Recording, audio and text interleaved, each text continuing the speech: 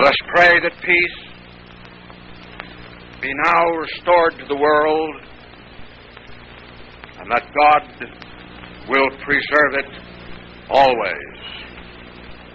These proceedings are closed.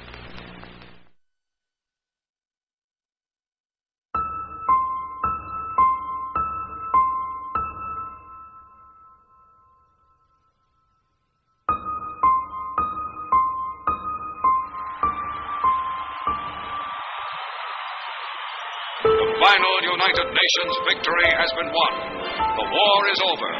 Peace is here. The crowd of 2 million review the greatest parade of victorious arms ever witnessed. This is the news that electrified the world. Unconditional surrender of a new world of peace. Today the guns are silent. The skies no longer rain there. The entire world lies quietly in peace.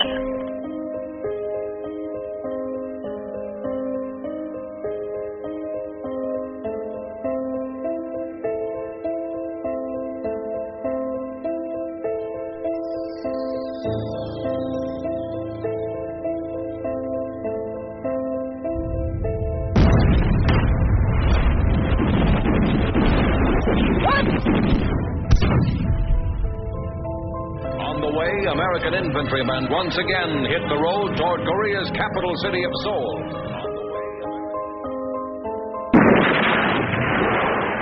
U.S. Marines were ordered into the Dominican Republic.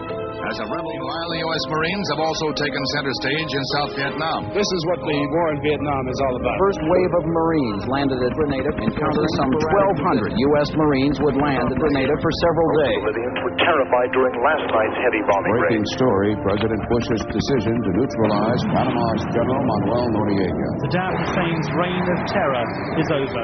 Of the war in Iraq. Since World War II, we have seen a dramatic escalation in United States military actions around the globe, ranging from missile strikes and rapid troop deployments to all-out wars and occupation. The reasons for these military interventions have varied, each involving complex geopolitical interests in different parts of the world at different times in U.S. history. But the public face of these wars has not reflected this complexity.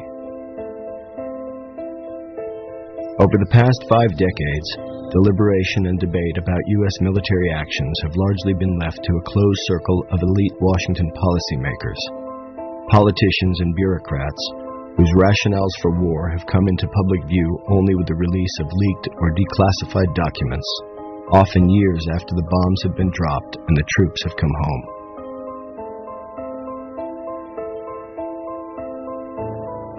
In real time, officials have explained and justified these military operations to the American people by withholding crucial information about the actual reasons and potential costs of military action, again and again choosing to present an easier version of war's reality, a steady and remarkably consistent storyline designed not to inform, but to generate and maintain support and enthusiasm for war.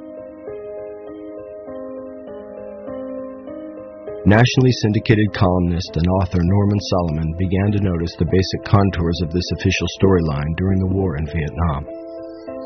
As a teenager, I read about the war in Vietnam as it escalated. I saw the footage on television. In combat, there are no niceties. A dead enemy soldier is simply an object to be examined for documents, then removed as quickly as possible, sometimes crudely. People that I knew began to go to Vietnam in uniform of the U.S. military. And as time went on, I began to wonder, particularly as I became draft age, about the truthfulness of the statements coming from the White House and top officials in Washington. We fight for the principle of self-determination, that the people of South Vietnam should be able to choose their own course, choose it in free election, without violence, without terror, and without fear. And through that process, I began to really wonder about whether we were getting more truth or lies. In the years since, Solomon has focused his attention on a set of striking parallels between the selling of the Vietnam War and the way presidents have rallied public support for subsequent military actions. Looking back on the Vietnam War, as I did many times, I had a very eerie feeling that while the names of the countries changed, and of course each circumstance was different, there were some parallels that cried out for examination. Rarely, if ever, does a war just kind of fall down from the sky. The foundation needs to be laid, and the case is built, often with deception.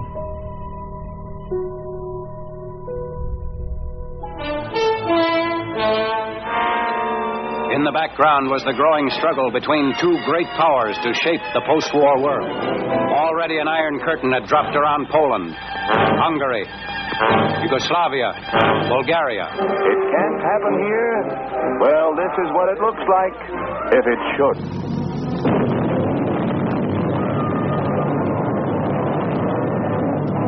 Police is hustled off to jail. Public utilities are seized by fifth columnist editor who operates under a free press. He goes to jail, too. Fighters will account for some of the enemy, but some will get through to your home.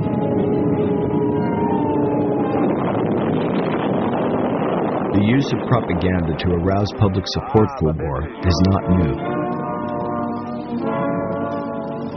Leaders throughout history have turned to propaganda to transform populations understandably wary of the costs of war into war's most ardent supporters, invoking images of nationalism and channeling fear and anger toward perceived enemies and threats.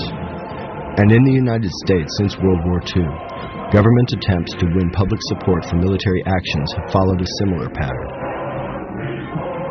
That we are living in an era marked by the growth of socialism, its basic godless philosophy. Lying. Dirty. Its goal of world conquest. Shrewd. Godless. Its insidious tactics. Murderous. Determined. And its cunning strategy. It's an international criminal conspiracy. It's the same sort of message that's utilized today, and often identical techniques. States like these and their terrorist allies constitute an axis of evil, arming to threaten the peace of the world. These are barbaric people, servants of evil, the cult of evil. A monumental struggle of good versus evil. But good will prevail. Whether it's the Soviet Union or Al-Qaeda, it provides a way to legitimize U.S. plans for war. On high alert from biggest... Have the comparisons between the enemy leader and Hitler. President Bush called Saddam Hussein a little Hitler again today. We're dealing with Hitler revisited. Bin Laden and his terrorist allies have made their intentions as clear as Lenin and Hitler before them. We don't get information that would help us put the images in perspective. This mad dog of the Middle East, I find he's not only a barbarian, but he's flaky.